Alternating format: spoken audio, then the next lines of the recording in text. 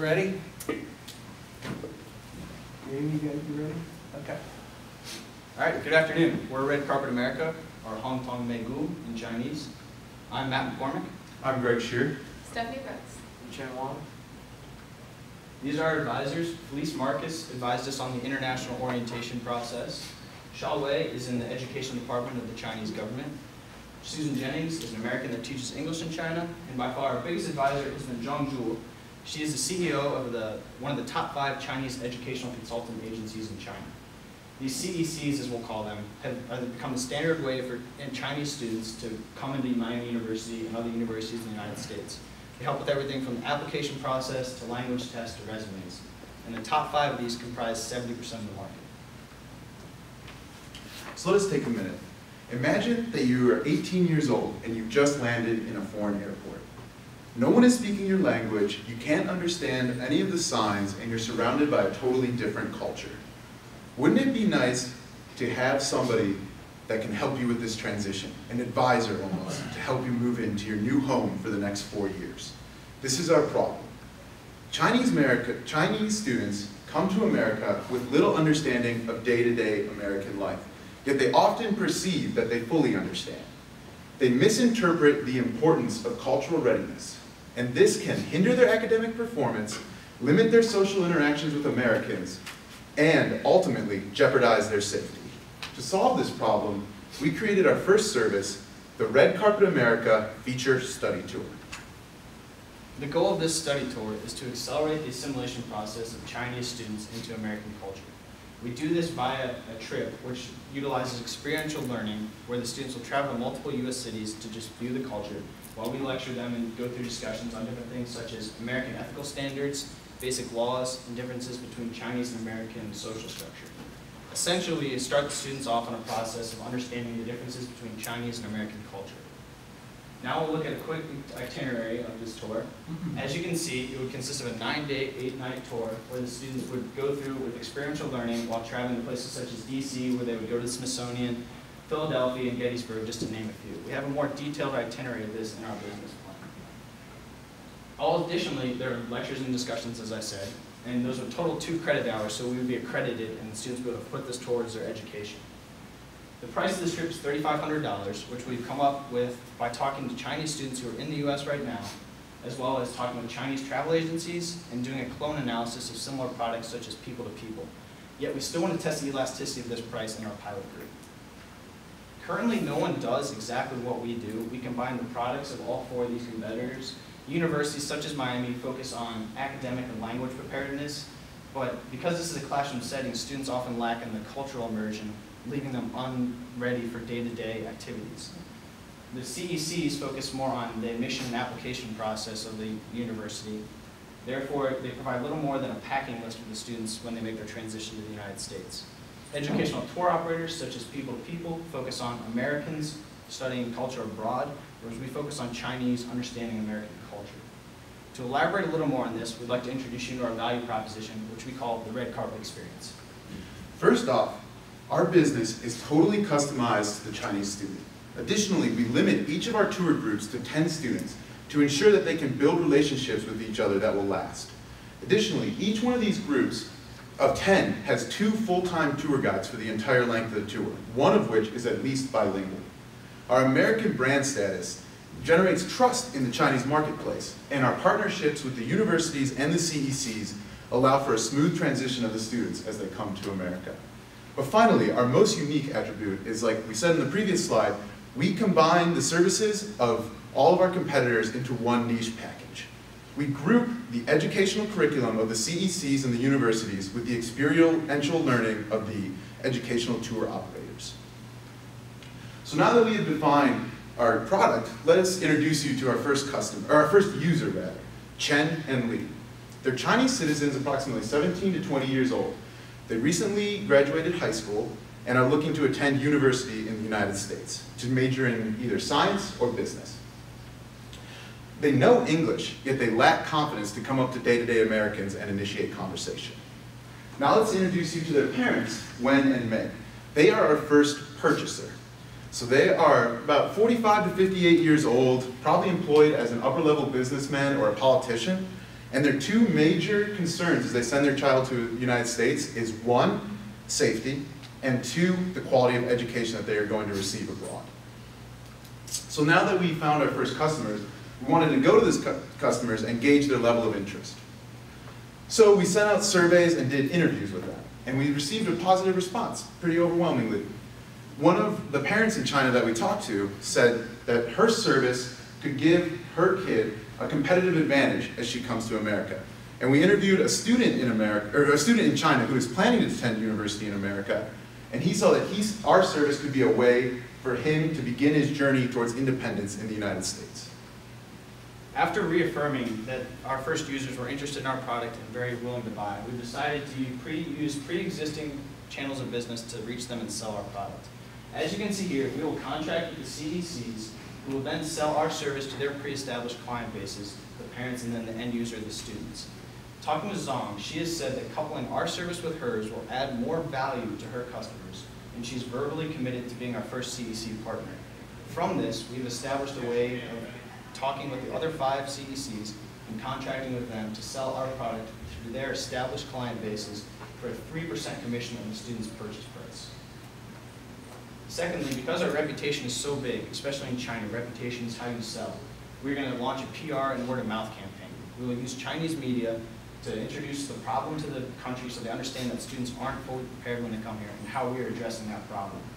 Then, because of this, that will spread word of mouth. And then finally, we'll have endorsements from educational authorities both in the US and in China. With these effective marketing strategies, we think that we can capture a significant amount, or a decent amount of the market within the first 5 years. But first we need to estimate our total market size, which we defined as Chinese students who are currently studying in the United States for the first time.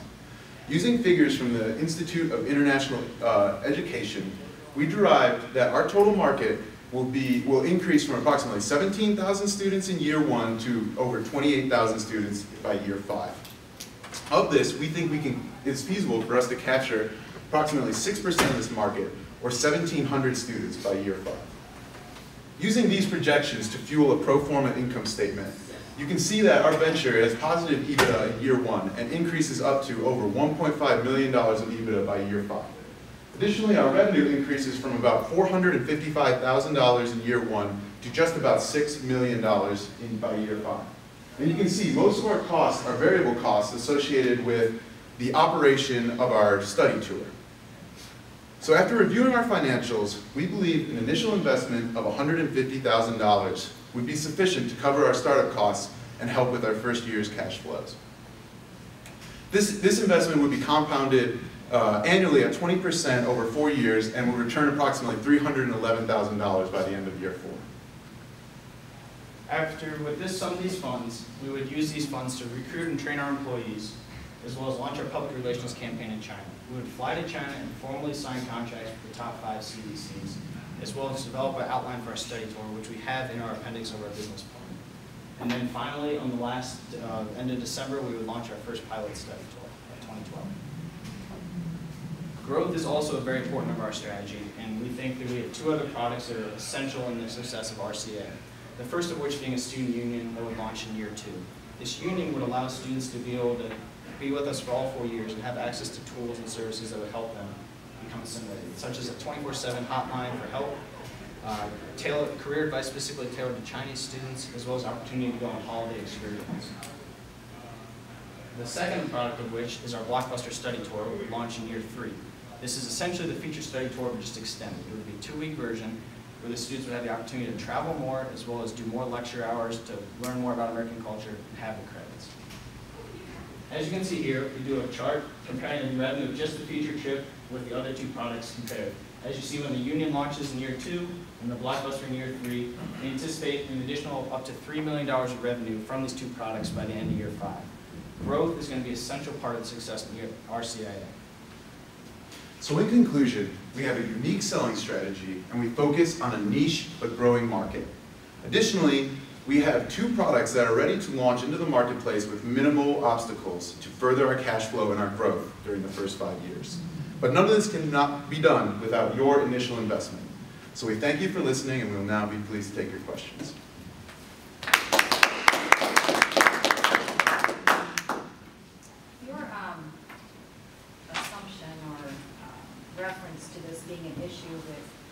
Chinese students. Is that something that Chinese population agrees with, or where did you get your basis for the need? Yeah, it's actually start from my experience, because when I first arrived in the United States 4 years ago, I was so struggling. I couldn't find a bank. I couldn't get a phone to call my parents, and my language is even worse. Even I stayed 6 years in Australia, but still the transition period was just so bad. And then I asked my experience to similar Chinese students here, and they all feel the same way. So then we decided we started constructing the idea from here. We've done extensive research. We've had a 12-person focus group. We've done surveys of students here in the U.S. as well as students in China, their parents, talking to the CECs. The volume of research we've done, it's all been overwhelmingly saying, yes, this is an issue, and yes, this is something that would help solve that problem. And is the problem specific to Chinese students, or you just want to start there? It's all international students, but we figure it's better to specifically tailor to one niche market first, and the Chinese student population is actually the biggest in the country. I actually some structural questions around the numbers because I'm getting a little caught up there. Yeah, sure. You mentioned there was 17,000 to 28,000 people was the market potential. Yeah. I have a hard time believing there's only 17,000 to 28,000 Chinese students studying in the U.S. Is that No, so how we actually defined our total market, there's about 56,000, in 2010 there was 56,000 undergrads, Yeah. but we defined it as only 30% of that will be the people coming to the America for the first time, because we only see them using our trip once, and for their second year of college, they're not gonna come on a study tour again to get it oriented. So we assume that 30% every year would be our new market.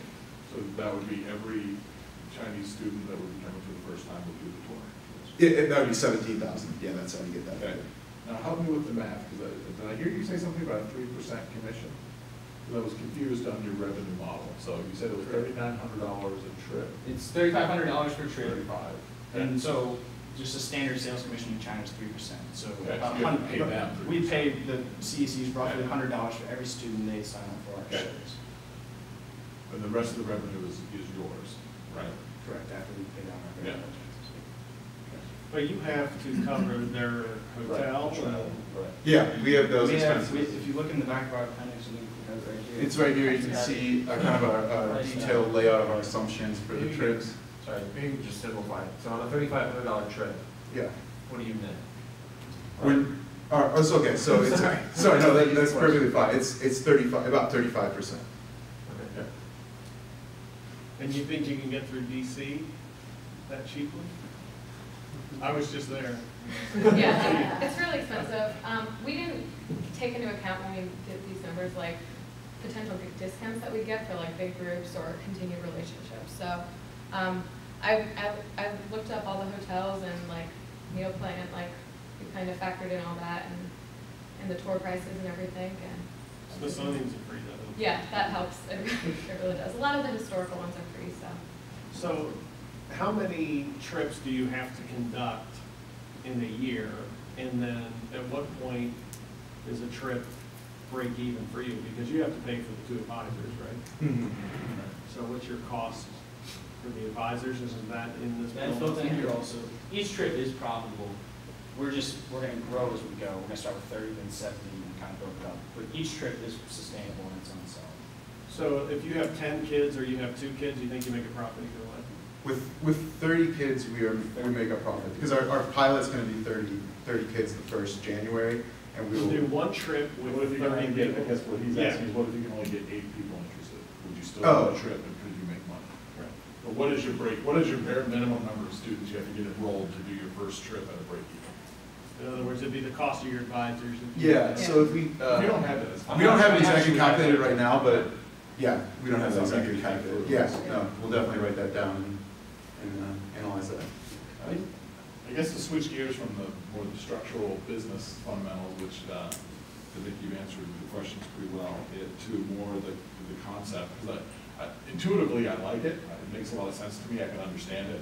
As somebody who used to go to Hong Kong and China 4 times a year, I understand it. My first time in China was very interesting.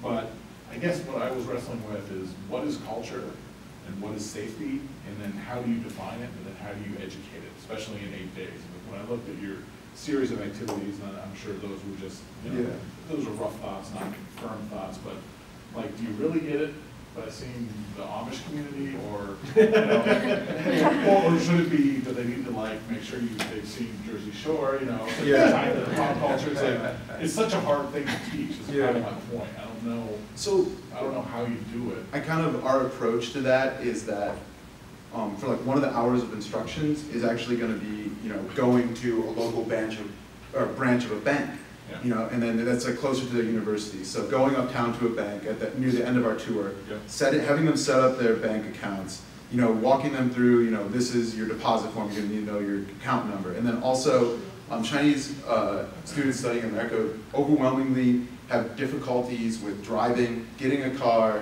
getting their international license, and then also basic traffic rules are very different. So it's almost like if you look at our table of contents, yeah, here.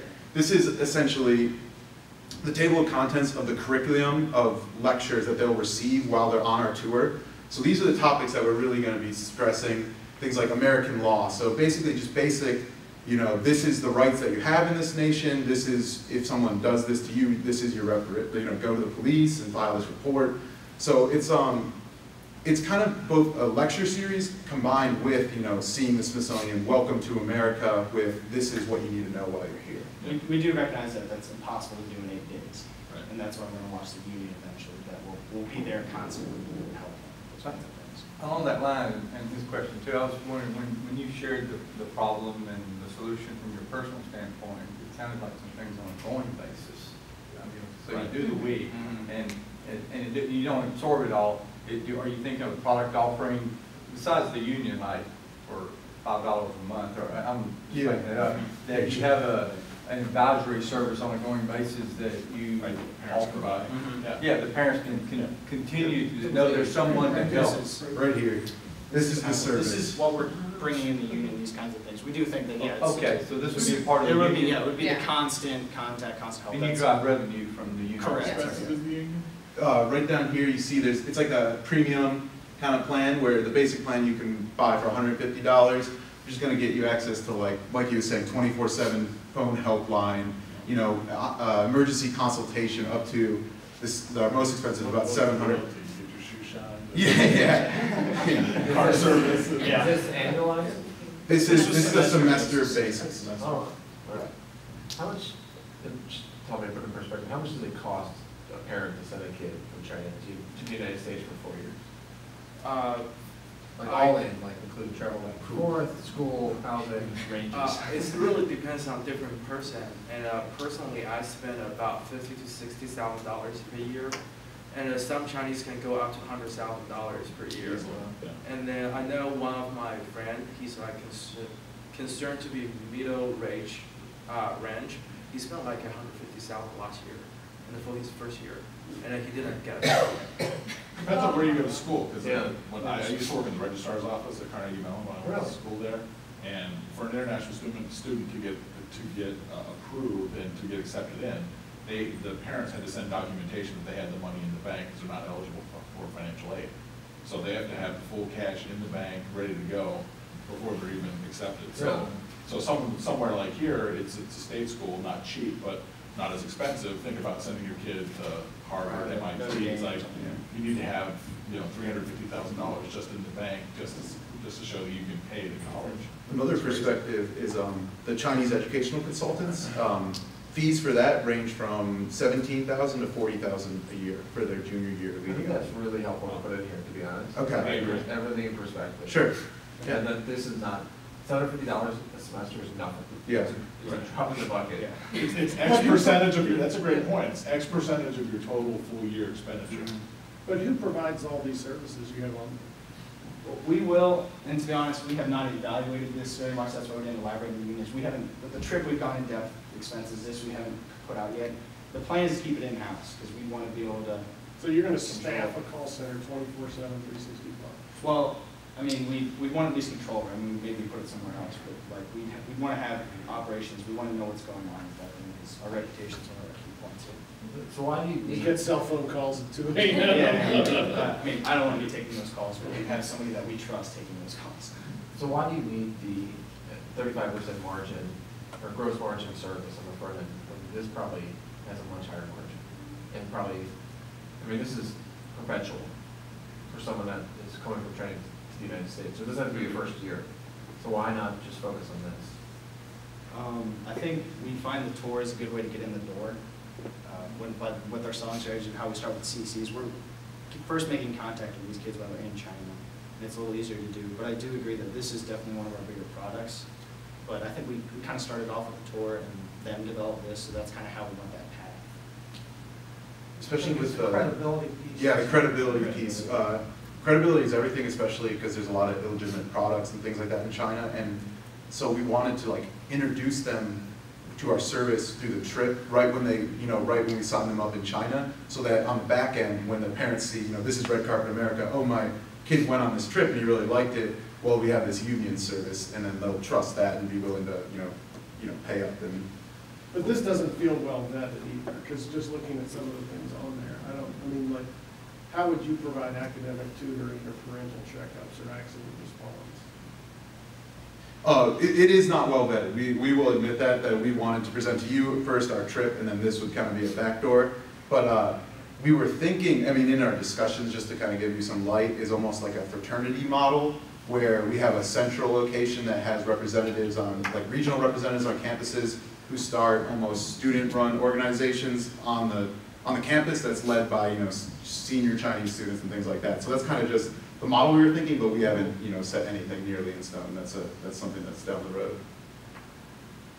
Have any of you taken the Miami tour to China? No. You might want to look into what the students from here do when they go there and model that in reverse, because my son did that. It was a 6-week program, so it's a lot longer.